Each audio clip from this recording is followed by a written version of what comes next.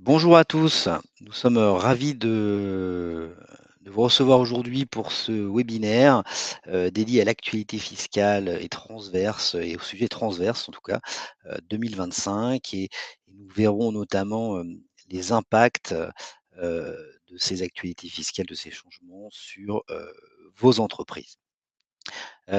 Pour attaquer ce webinaire, je vous propose de commencer par un petit tour de table. Perrine, je te laisse te présenter. Bonjour à tous, je suis Perrine Ranvel, associée chez Altermes Avocats, en charge de tous les sujets et problématiques fiscales pour les entreprises. Bonjour à tous, Mathieu Henri Delière, je suis expert comptable et commissaire aux comptes, plus précisément en charge du département conseil chez Alternes. Et donc moi, Pierre-Louis Guillère, responsable du développement, en charge de tous les sujets de développement au sein du cabinet. Alors très rapidement, une présentation de qui nous sommes à Altermes. Donc c'est un cabinet qui a été créé il y a maintenant 4 ans par des anciens de KPMG. Nous sommes maintenant donc 8 associés au sein du cabinet, avec des expériences qui sont assez diverses, comme vous pouvez le voir, des expériences en Big Four et également en entreprise, ce qui nous permet aussi d'avoir une vision assez opérationnelle des choses et des thématiques que nous traitons. Notre équipe est composée maintenant de 25 collaborateurs avec des profils qui sont assez diversifiés, des profils qui sont financiers, RSE et également IT, puisque dans nos métiers, il y a de plus en plus de données à traiter. Donc voilà, des profils très diversifiés au sein de nos équipes. Dans nos clients, nous avons des clients qui sont de petites entreprises comme des grands groupes. Nos plus gros clients sont EDF, on vient d'être référencé chez Veolia et puis à la SNCF également. Donc voilà, on a un spectre de clients relativement large et voilà, on vise un chiffre d'affaires de 4 millions d'euros à la fin de l'année 2025. Pour vous préciser en 2 mots, effectivement le spectre des missions que nous sommes en capacité de réaliser. Donc des missions de services financiers au travers de l'expertise comptable, du commissariat aux comptes et également donc une branche conseil, management de transition et enfin dans la dernière composante des services financiers, le cash management. Parallèlement donc à ce service financier, nous réalisons aussi, des travaux autour de la thématique de la durabilité. Également, des travaux, liés à tout ce qui est innovation technologique, à la transformation, digitale et enfin donc la branche, avocat fiscaliste, branche pour laquelle, nous, faisons le webinaire, actuellement avec un pôle, ingénierie, conseil patrimonial. Donc dans la partie, enfin dans les travaux finalement proposés, par, Perrine, et ses équipes, finalement, il va y avoir donc un conseil, vraiment au quotidien. Faut vraiment c'est pour ça ce qu'on appelle le conseil au day to day, pour vous aider au quotidien dans toutes vos problématiques. On peut, également, vous accompagner dans des sujets qui sont, structurants dans l'évolution de votre structure et de votre organisation. Un volet intéressant aussi sur la partie contrôle et contentieux fiscaux, pour lesquels nous pouvons intervenir voilà, de manière très pragmatique avec des équipes aussi qui peuvent être mixtes s'il y a besoin de faire des analyses de données un peu en masse. Et enfin, tous les enjeux liés à l'implémentation finalement des nouvelles règles fiscales. Voilà, donc 3 grandes thématiques et de manière un peu transverse, finalement, une volonté aussi d'accompagner, de former aussi, vos équipes, tout au long de nos travaux.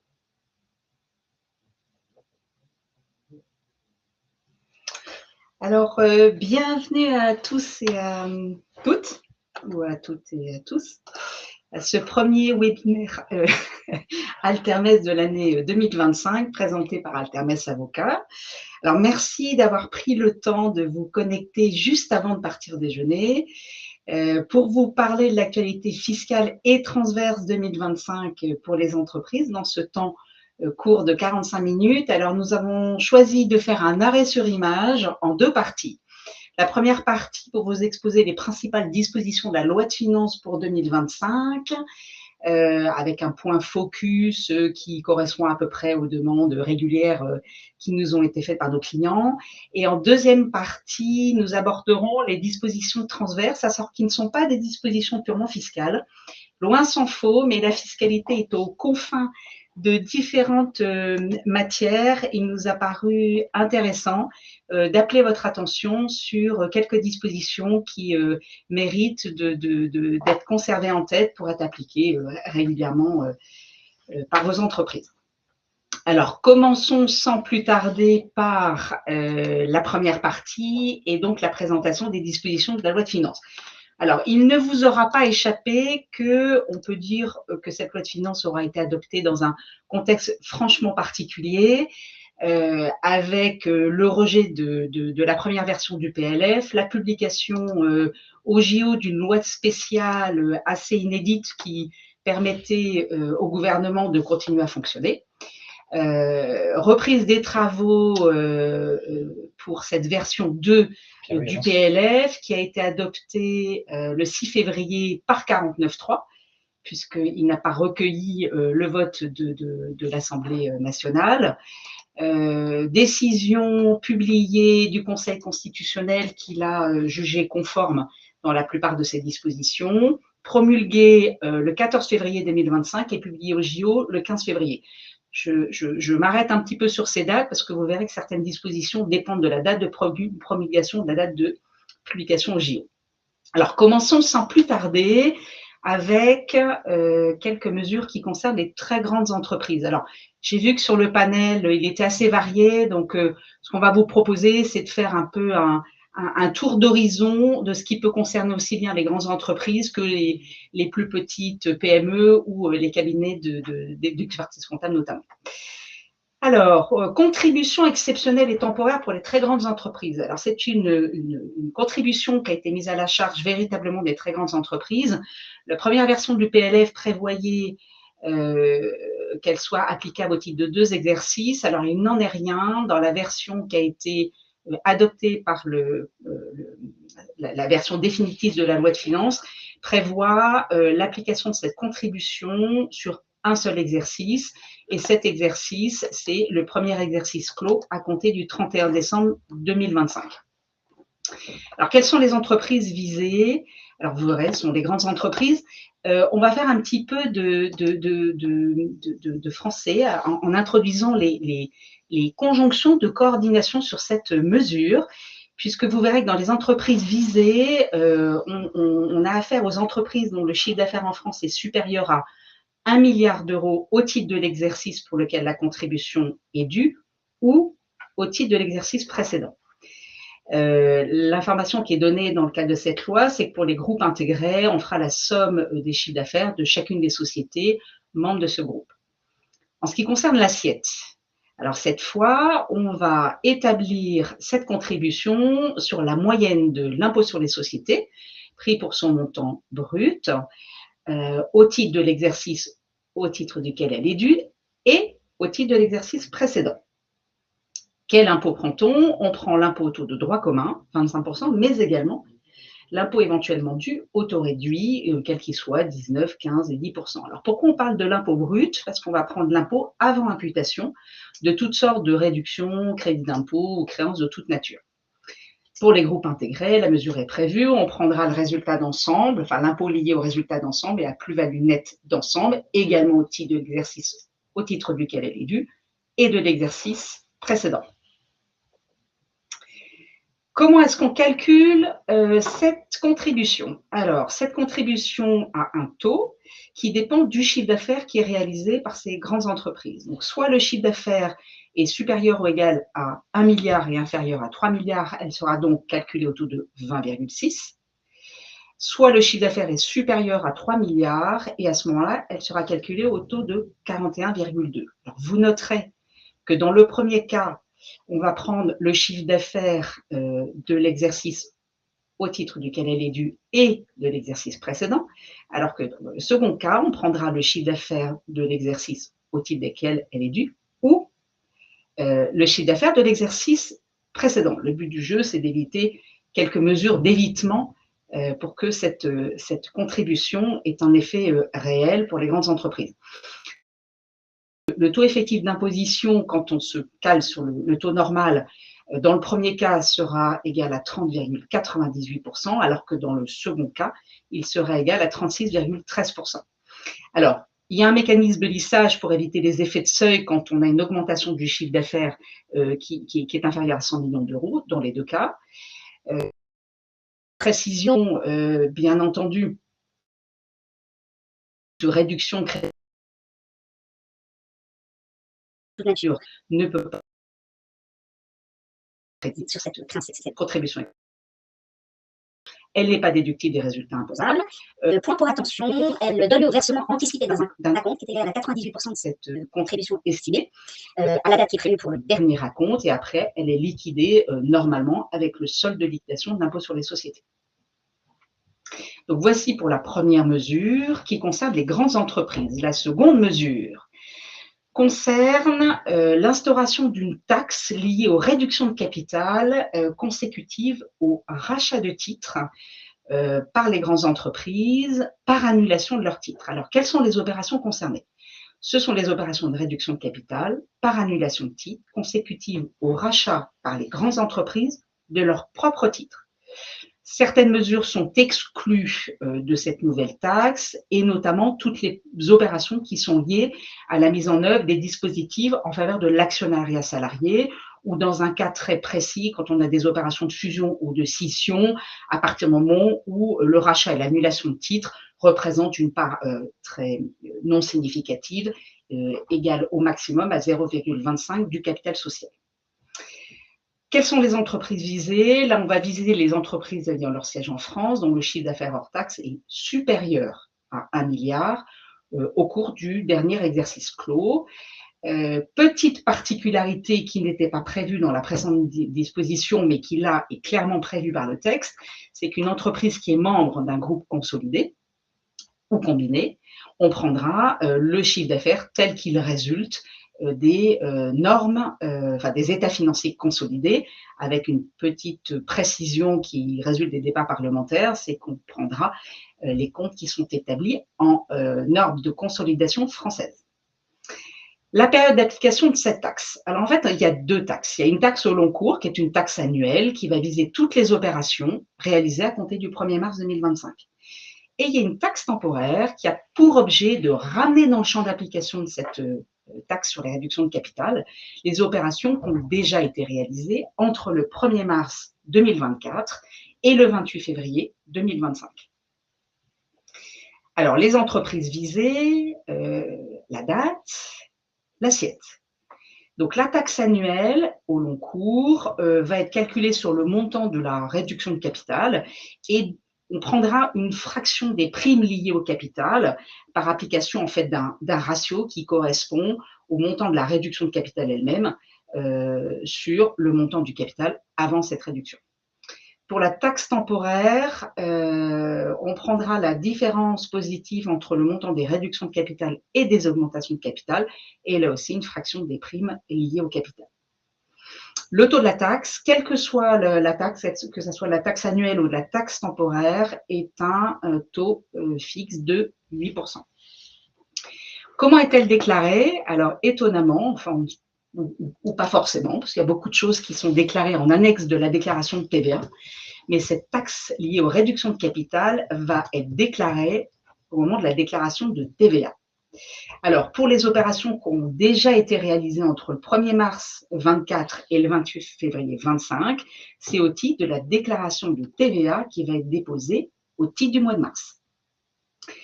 Pour les opérations qui rentreront dans le champ de la taxe annuelle, donc à compter du 1er mars 2025, elles devraient être acquittées, déclarées et acquittées au moment du dépôt de la déclaration de TVA, qui est déposée au titre de la période au titre de laquelle on va faire la demande d'inscription modificatrice au registre du commerce et des sociétés.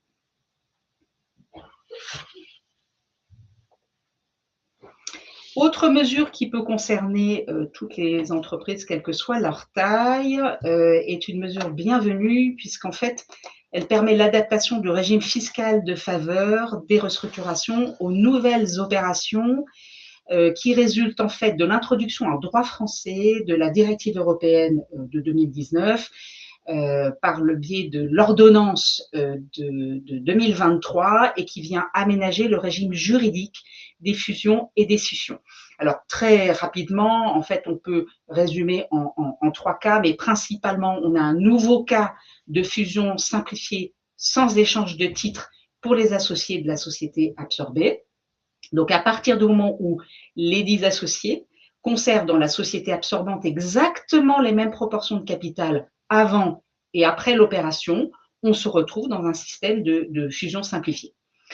Avec une nouvelle définition de l'apport partiel d'actifs qui est vraiment toiletté à la marge, hein, et puis une nouvelle définition des scissions partielles qui est considérée comme l'opération par laquelle une société va apporter à une ou plusieurs sociétés qui existent ou qui sont créées pour l'occasion une partie de son actif et le cas échéant de son passif, mais avec une attribution directe des titres aux associés de la société apporteuse. Alors, l'ordonnance prévoit que les titres qui sont attribués peuvent être ceux de la société bénéficiaire ou les propres titres de la porteuse, les deux.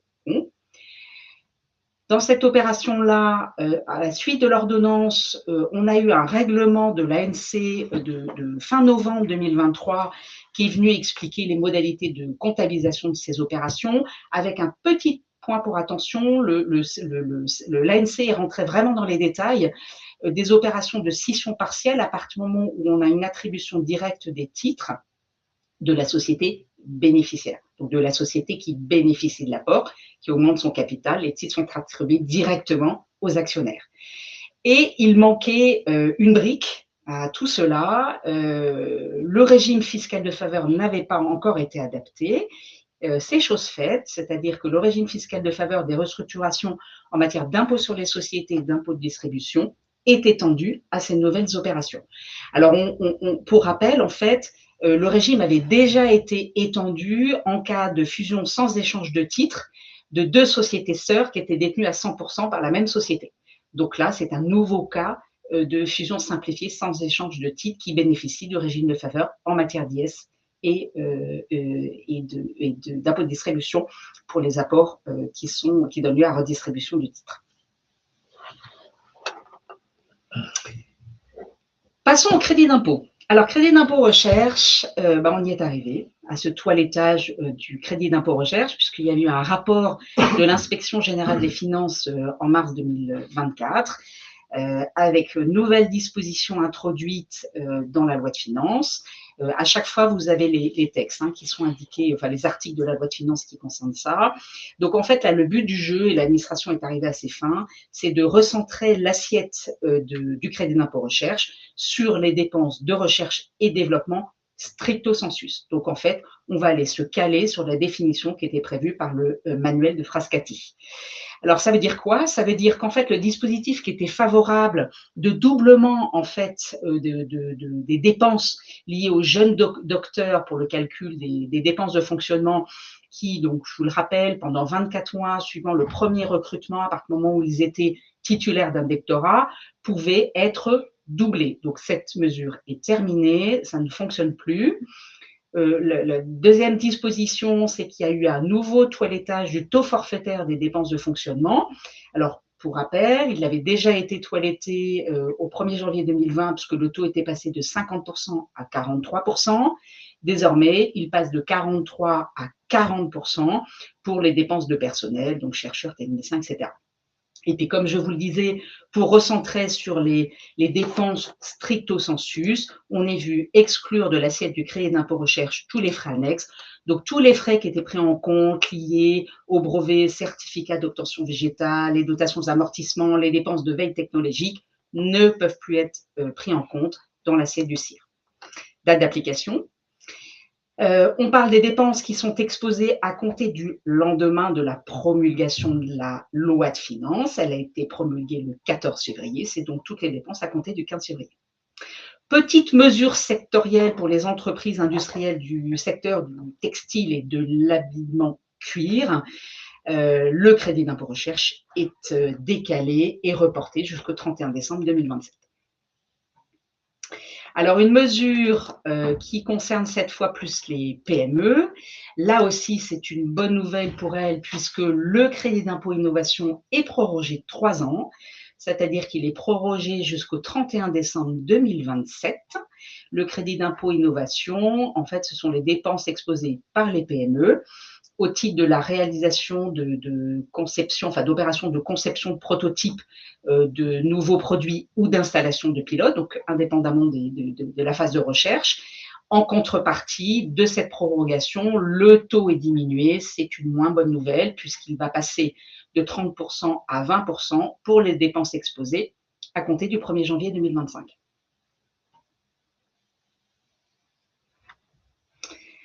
La CVAE, ou je dirais plutôt la saga de la suppression de la CVAE. On a une deuxième saga qui arrive un petit peu plus tard, mais donc la première saga. Le premier projet de PLF prévoyait le report de la suppression de la CVAE à 2030, un gel des taux, une baisse des taux, de façon à ce qu'il n'y ait plus de CVAE à la charge des entreprises au 1er janvier 2030.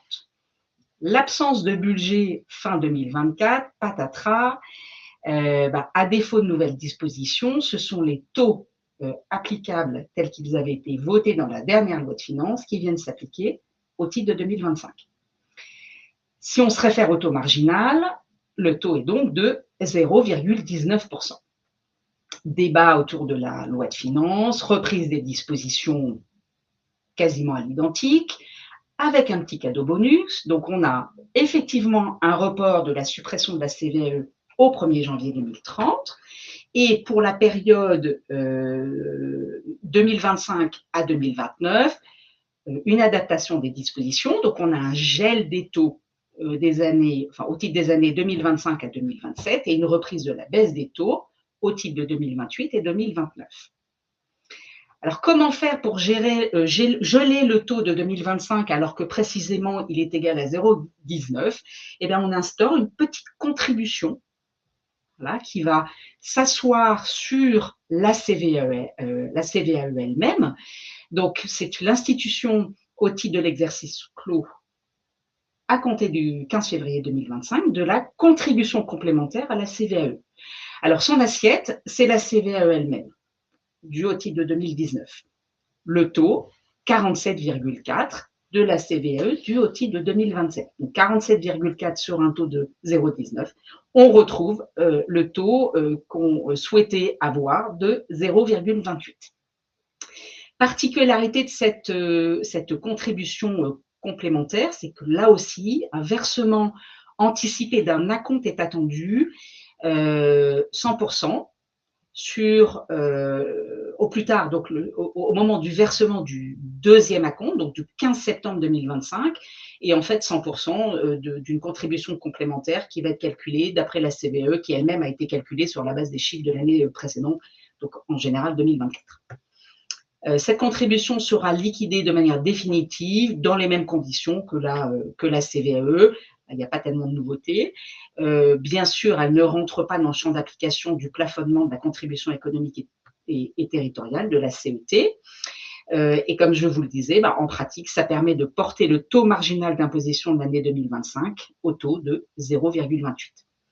Alors, en parallèle de ces dispositions de suppression au 1er janvier 2030, gel des taux et baisse des taux, on a automatiquement un ajustement symétrique de la taxe pour les frais de chambres de commerce et d'industrie pour éviter que celles-ci, enfin les chambres de commerce et d'industrie, soient pénalisées en termes de ressources, et puis du plafonnement de la CET en fonction de la valeur ajoutée. Alors, sans rentrer tellement dans les détails, vous verrez sur les deux slides suivants ce que ça donne en termes de taux. Donc, juste pour rappel, pas de CVAE dès lors que l'entreprise a un chiffre d'affaires qui est inférieur à 500 000 euros. Et à partir de 500 000 euros, vous savez, on a un taux variable jusqu'à arriver au taux marginal à partir du moment où l'entreprise a un chiffre d'affaires supérieur à 50 millions d'euros.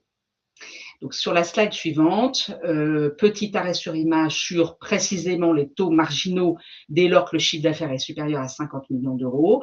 Donc, vous voyez que pour le taux au titre de l'année 2025, on a bien le taux de 0,19 avec la contribution complémentaire de 47,4%, des taux qui restent identiques au titre de 26, 27, 28.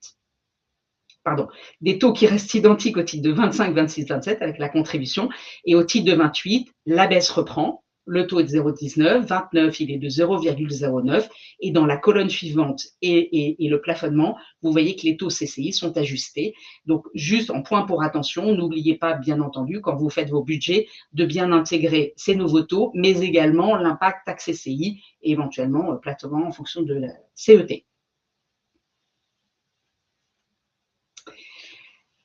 Passons à la taxe sur la valeur ajoutée. Alors, une petite disposition qui a été introduite et qui peut intéresser les entreprises qui n'osaient pas aller constituer un groupe de TVA. Donc, pour rappel, un groupe de TVA, c'est pas tout à fait comme un groupe intégré fiscalement, c'est un peu moins abouti, mais toujours est-il, le but du jeu, c'est en fait de consolider le paiement de la TVA, ce qui permet en fait de neutraliser dans un groupe TVA les opérations internes. Donc, en neutralisant les opérations internes, ça veut dire concrètement quoi? Qu'on estime, on considère que les opérations internes ne sont pas soumises à TVA. Donc, si on estime que ces opérations internes ne sont pas soumises à TVA, ça posait un énorme problème en matière de taxes sur les salaires, parce qu'à partir du moment où on n'est pas assujetti à la TVA, on n'a pas d'opération soumise à TVA, on a un autre impôt qui se glisse comme ça, qui est la taxe sur les salaires. Donc, c'est la raison aussi pour laquelle ce groupe TVA ne trouvait pas vraiment preneur. Donc, la loi de finances a introduit une nouvelle disposition qui sera effective au 1er janvier 2026 et qui a pour objectif, justement, de permettre, en cas de création d'un groupe TVA, de considérer que les opérations qui sont neutralisées ne sont pas défavorables et n'entraînent pas un risque d'assujettissement à la taxe sur les salaires. Donc, la disposition prévoit une exonération de taxes sur les salaires pour précisément neutraliser les conséquences négatives pour un employeur de l'adhésion à un groupe de TVA. Alors, petite condition quand même à remplir, il faut s'assurer, en fait, s'il n'y avait pas de groupe, l'employeur n'aurait pas été assujetti à la TVA, donc c'est la condition que la loi de finances introduit. Ça veut dire concrètement que, en dehors de groupe, l'employeur n'aurait pas été assujetti et on va vérifier les règles d'assujettissement à la taxe sur les salaires, si elles sont remplies ou non. Donc là, elles ne doivent pas être remplies. Ça veut dire qu'au titre de l'année précédente, celle du paiement des rémunérations, le chiffre d'affaires, le chiffre d'affaires qui correspond aux opérations réalisées par l'assujetti ouvre droit à déduction pour un montant au moins égal à 90% de son chiffre d'affaires imposable à la TVA. Et Perrine, il faut faire la demande sur option. Alors, oui, très bonne question. Pour rappel, donc, quand vous constituez un groupe TVA, pour constituer un groupe TVA, il faut exercer une option. Et à partir du moment où ces règles rentrent en vigueur pour essayer de récupérer dans le champ d'application des groupes TVA, des groupes plutôt de nature industrielle ou de bâtiment, il faut exercer une option. Cette option, elle doit être exercée avant le 31 octobre 2025 pour pouvoir appliquer en fait le groupe TVA au 1er janvier 2026 et qu'il n'y ait pas de sujet de taxe sur les salaires en application de ces nouvelles dispositions.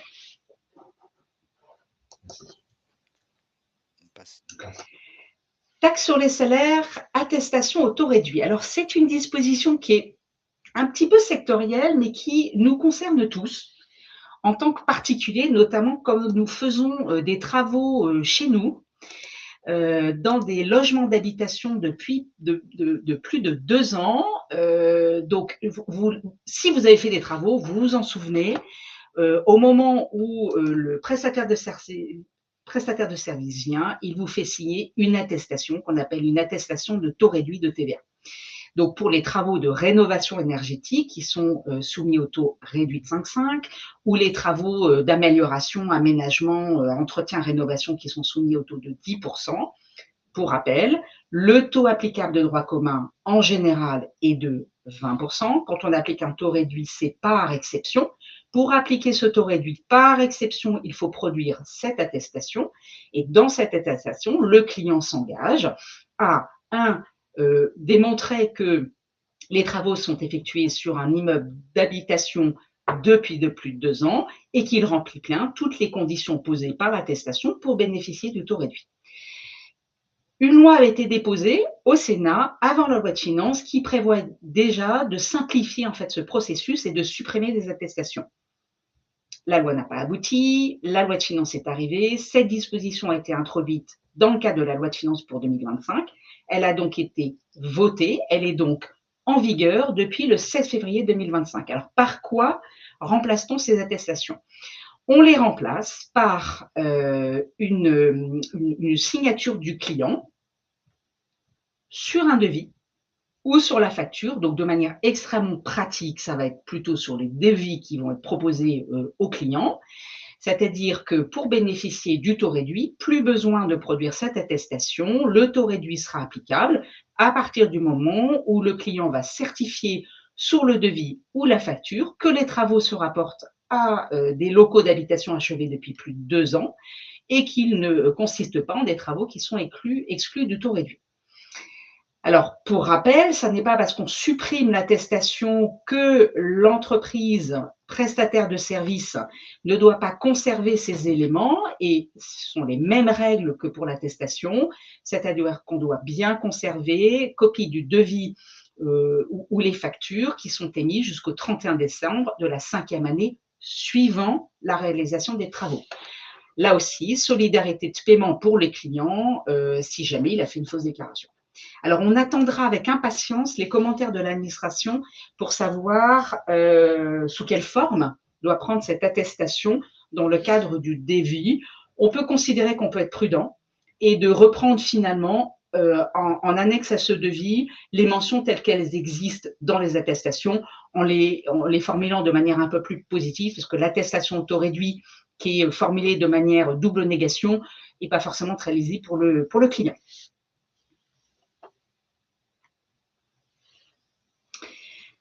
Je vous avais annoncé une deuxième saga. Cette fois, c'est la saga du régime de la franchise en base de TVA.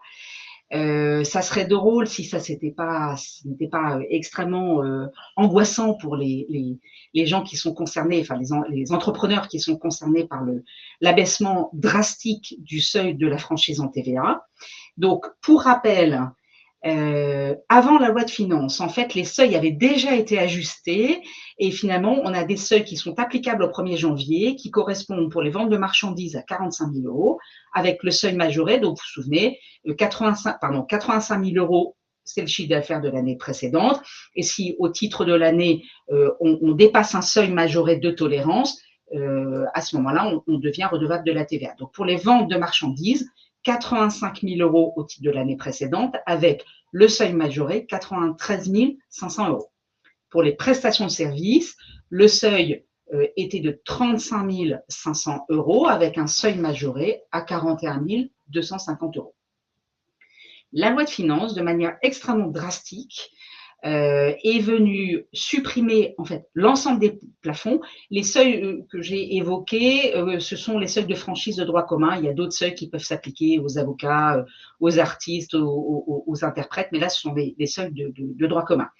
Donc, la loi de finances a supprimé tous les plafonds et instauré un seul seuil, qui est un seuil qui est égal à 25 000 € qui s'applique au 1er mars 2025. Avec un seuil majoré, donc 25 000 € au titre de l'année précédente et un seuil majoré de 27 500 € au titre de l'année. Devant le tollé général, cette mesure a été suspendue par annonce par écrite communiqué de presse le 6 février 2025, en indiquant que des concertations auraient lieu. L'aboutissement de ces concertations devait être rendu public avant fin février, de sorte que le 28 février, donc le 28 février, c'était vendredi en fait, vendredi dernier, par communiqué de presse, le gouvernement dit, voilà, on va vous tenir au courant, mais on suspend la réforme jusqu'au 1er juin. Parfait. Et là, patatras, le 3 mars, et le 3 mars, c'était lundi. Le 3 mars, l'administration fiscale publie un rescrit de manière urgente dans lequel elle vient expliquer en fait les modalités de sortie de ce régime de la franchise en base en 2025 à la suite de l'abaissement des seuils, avec un régime applicable à partir du 1er juin. Donc, on recoupe l'information qui est donnée, mais on parle quand même de ces seuils de 25 000 et de 27 500 et des mesures transitoires. Donc, je vous laisserai prendre connaissance de ce rescrit. Les mesures transitoires s'appliquent en fait grosso modo, juste pour me faire une petite digression, grosso modo, en fait, vous pouvez perdre le statut d'auto-entrepreneur avant le 1er mars quand, dès l'année dernière, vous aviez dépassé le chiffre d'affaires qui était prévu, donc les fameux seuils dont je vous parlais de 85 000 et 37 000, ou bien si sur la période de janvier-février, vous dépassez les seuils majorés. Et à partir du 1er juin, on a des nouvelles règles qui s'appliquent en cas de dépassement du chiffre d'affaires de l'année d'avant ou en cas de dépassement du chiffre d'affaires entre janvier et le mois de mai. Donc voici pour la saga de l'abaissement du seuil de la franchise en TVA. Je pense que les débats ne sont pas clos et qu'on aura une saison 2 assez rapidement.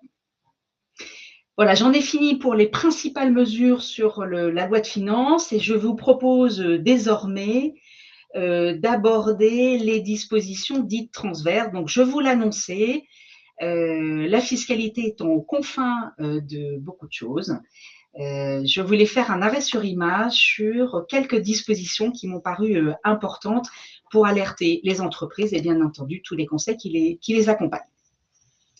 Alors, la première mesure n'est pas tout à fait nouvelle puisqu'elle a été adoptée et elle est en vigueur depuis l'année dernière, est une mesure qui concerne la documentation des prix de transfert.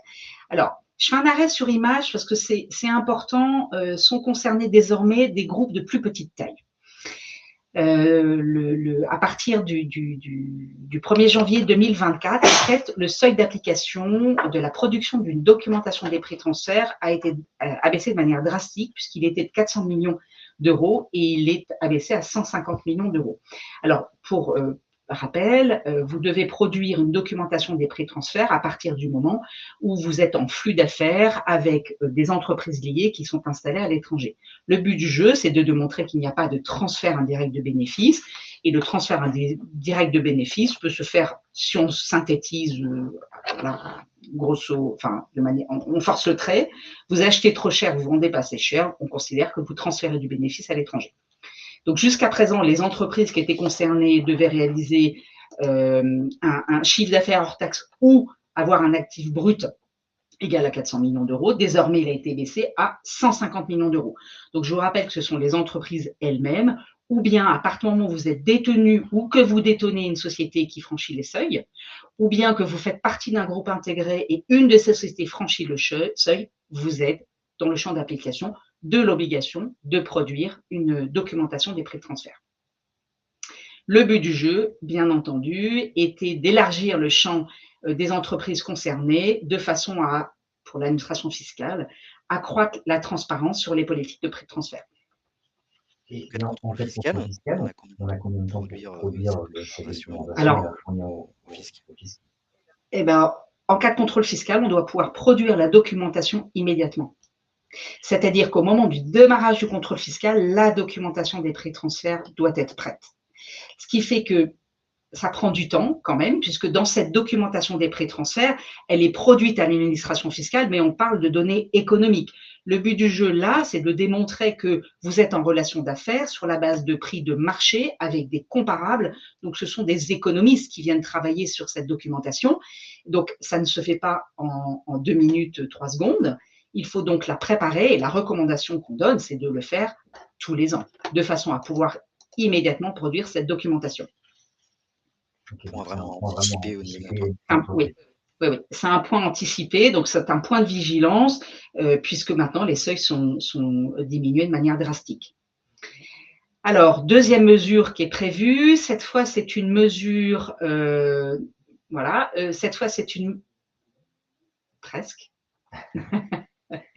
Voilà, c'est une mesure qui, en fait, va venir renverser la charge de la preuve. Donc, en gros, quand on produit une documentation des prix de transfert, on s'engage sur les méthodes appliquées dans l'entreprise pour les prestations de services, les ventes, les achats de produits, etc. Cette méthode, elle est étayée par des benchmarks, donc je vous dis, sur la base d'éléments de comparables liés au prix de marché, et elle est donc intégrée dans la documentation des prix de transfert. Si en cas de contrôle, l'administration fiscale se rend compte que, en fait, vous ne faites pas ce que vous écrivez, alors, c'est-à-dire que dans votre vie courante, vous appliquez une méthode qui aboutit à des prix qui sont différents de celles que vous avez évoquées dans votre documentation des pré-transferts, alors à ce moment-là, elle va considérer que votre documentation des pré-transferts vous est opposable. Pierre-Louis, tu peux revenir, en fait, c'était le slide. Voilà.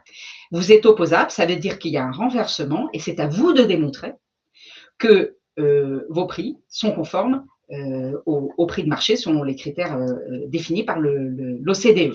Alors, c'est une présomption simple, il n'y a pas de problème. L'entreprise a cette possibilité d'apporter cette démonstration. Pour autant, en fait, la recommandation qu'on peut faire, c'est en pratique, ce que vous écrivez, vous le faites, ou ce que vous faites en pratique, vous l'écrivez avec les benchmarks. Comme ça, il n'y aura pas de sujet d'opposabilité de la documentation des pré-transferts.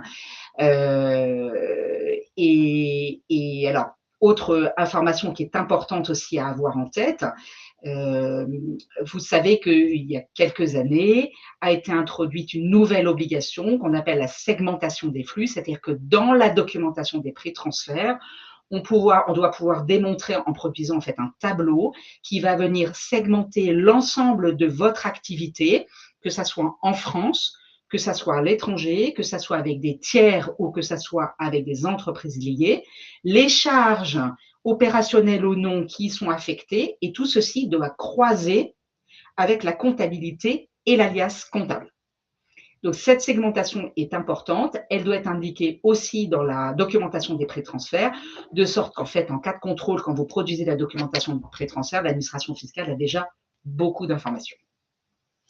Et donc, en appui de ces deux dispositions, les sanctions. Les sanctions ont été augmentées. Donc là, j'appelle votre attention sur le fait qu'en cas de non-production de la documentation ou si elle n'est pas correcte et qu'elle est incomplète, l'amende qui était prévue de 10 000 € auparavant a été augmentée à 50 000 € par exercice vérifié, raison pour laquelle il était important de souligner qu'il faut faire sa documentation des pré-transferts en temps réel.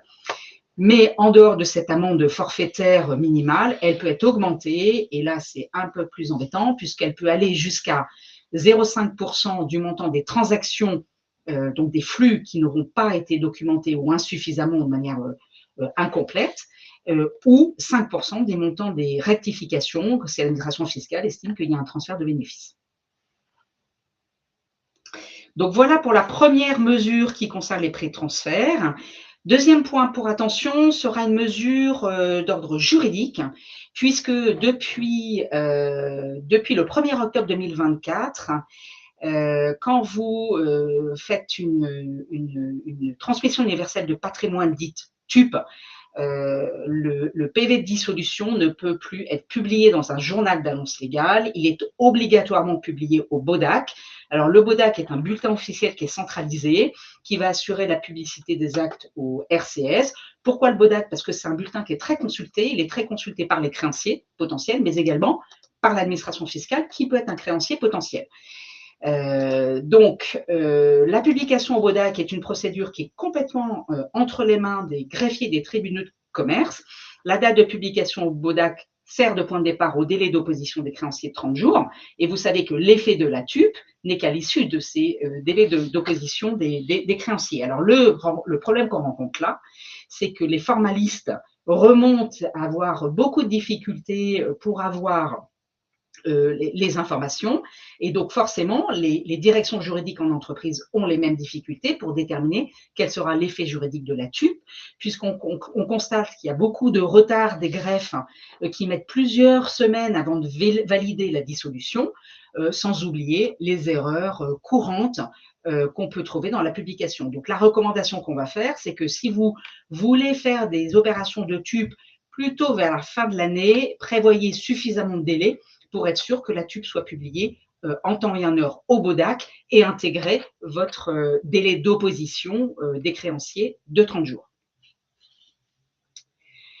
Un petit point sur la facturation électronique. Alors ça, là, ça pourrait donner lieu véritablement à un séminaire en tant que tel, mais bon, à date, je dis bien à date, pas d'annonce officielle d'un changement dans le calendrier. Donc, je vous rappelle qu'au 1er septembre 2026, tout le monde, quelle que soit sa taille, doit pouvoir recevoir des factures électroniques. Au 1er janvier 2026, ce sont les grandes entreprises et les ETI qui vont rentrer dans le champ d'application de la mesure en émission des factures électroniques.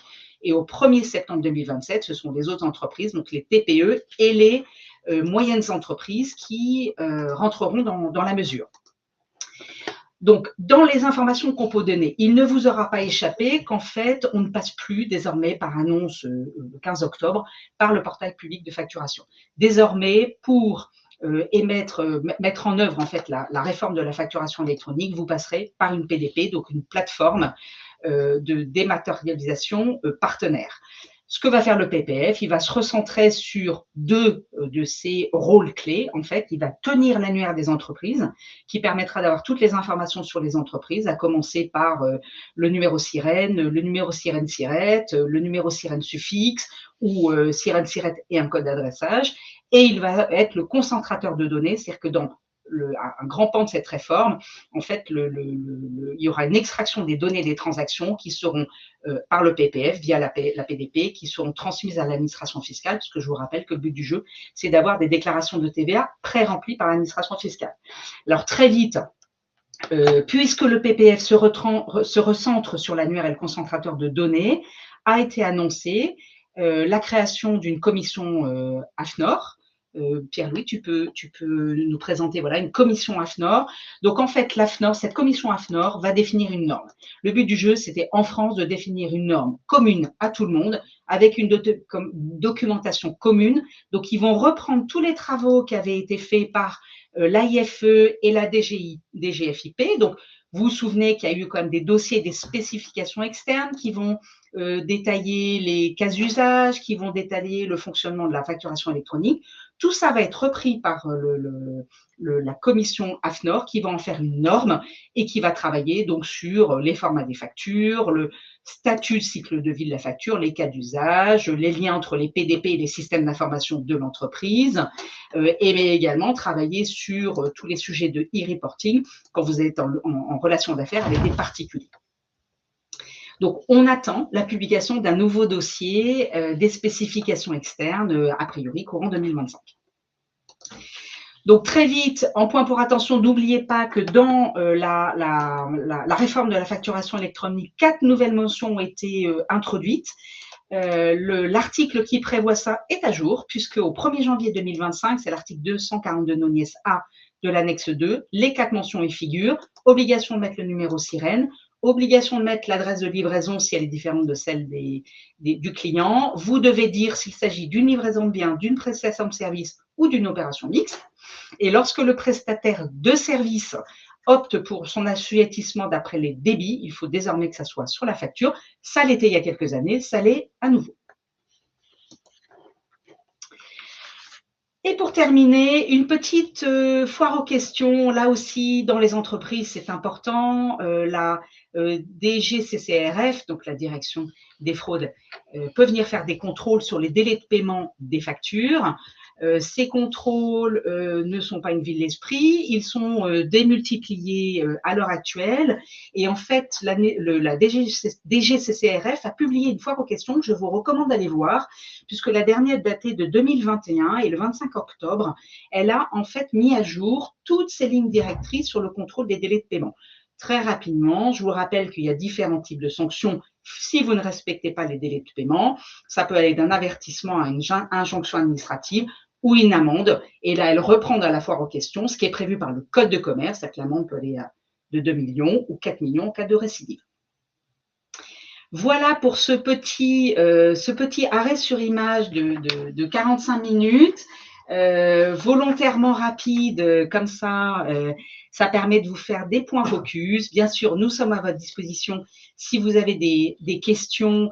Alors, il y a un chat qui est prévu. Si vous avez des questions complémentaires, mettez vos coordonnées. On y répondra avec un grand plaisir. Alors, très vite, moi, j'ai eu quelques questions qui m'ont été posées avant le séminaire, donc je vais y répondre. Dans une des questions qu'on me posait, c'était combien de PDP ont été immatriculés provisoirement à ce jour. Donc, le dernier décompte était de 86. Est-ce que les TPE et les PME peuvent rentrer de manière anticipée dans la réforme? Alors, la réponse est oui.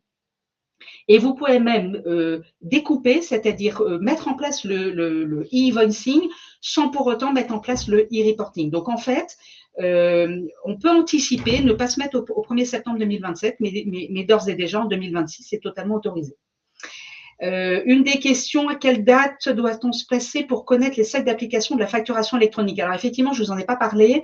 Je vous ai dit qu'il y avait différents seuils, mais à quelle date se place-t-on? On se place au 1er janvier. On place au 1er janvier 2025 et on regarde en fait les seuils du dernier exercice clos à cette date. Alors, dans les questions qui sont posées, dernière question qui m'avait été posée. Est-ce qu'une piste d'audit fiable est obligatoire? Oui. Alors, le texte de l'article 289.7 du Code général des impôts n'a pas été modifié.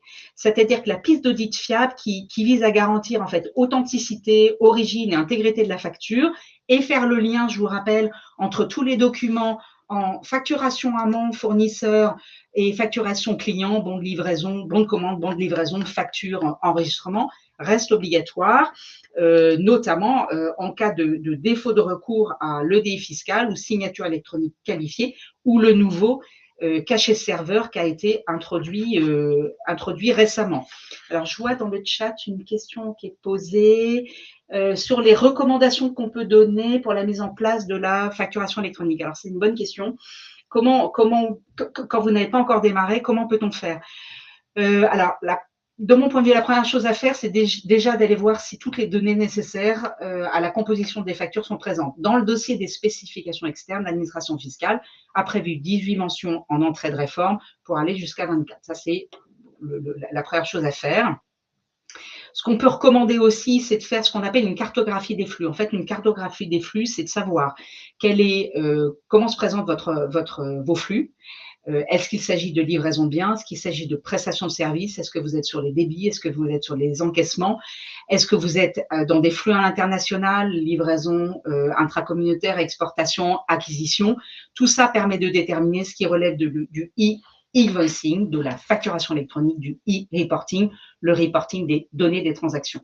Donc ça me paraît un travail intéressant à faire et nécessaire. Il faut aussi répertorier les cas d'usage. Il y en a 36 à date, donc on verra ce que dit la commission AFNOR. Et puis faire un petit détour par les bases clients, en fait, vérifier que tout est à jour, que vous avez le numéro SIREN qu'il est bon, vous avez le numéro SIRET, le numéro TVA qu'il est bon, avec un petit fléchage sur la base VIES, les adresses, etc. Si ça n'est pas à jour, puisque c'est intégré après dans l'ERP, la facture ne partira pas. Et si vos données fournisseurs ne sont pas à jour, votre facture n'arrivera pas. Donc, ça veut dire que vous ne serez pas payé par les clients et vous ne pourrez pas payer des fournisseurs. Voilà. Voilà ce qu'on peut dire aujourd'hui. Oui, merci beaucoup Perrine pour cette actualisation fiscale. Alors on a bien dépassé, on a dépassé 18 minutes le temps imparti. Comme le disait Perrine, on vous propose de nous envoyer directement vos questions par mail, préciser dans le chat votre adresse mail pour qu'on puisse y répondre de manière précise. Voilà, donc on est à votre disposition. On vous remercie pour le temps d'attention ce midi et puis on vous dit à bientôt.